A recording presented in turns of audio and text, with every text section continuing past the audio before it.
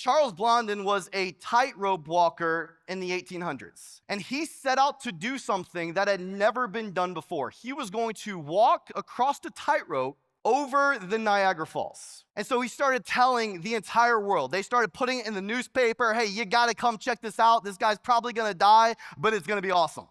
And so the day finally came where he was gonna attempt this, and so he showed up to the Niagara Falls, and there was a huge crowd of people. People traveled thousands of miles to be there. There was reporters ready to write about what this man was about to do.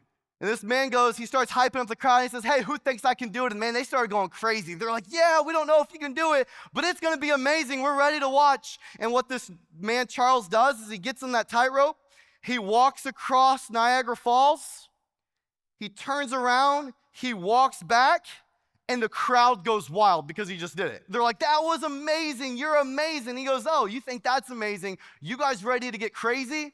And they're like, yeah, we love crazy. That was pretty crazy already, but yeah, we love crazy. And so he said, all right, hey, come on, bring out the wheelbarrow. And so people started bringing out the wheelbarrow, and he brought this wheelbarrow out, and he said, all right, who thinks that I can walk across Niagara Falls while pushing this wheelbarrow? And this crowd went crazy. This crowd went insane. They're like, yeah, we think again you're gonna die, but it's gonna be amazing. We wanna see you try. And so what this man does is he goes and he walks across on a tightrope, way more impressive than what I'm doing.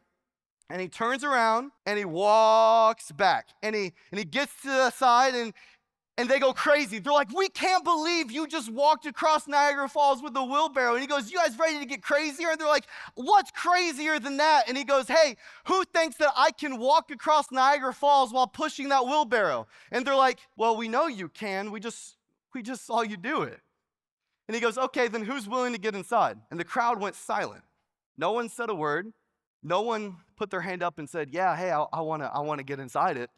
Because it's one thing to know, and it's a whole other thing to believe, have faith, and surrender your life. You see, I think there are many, many people who would say that they know God, that they love God, but they aren't willing to give their whole life to Him.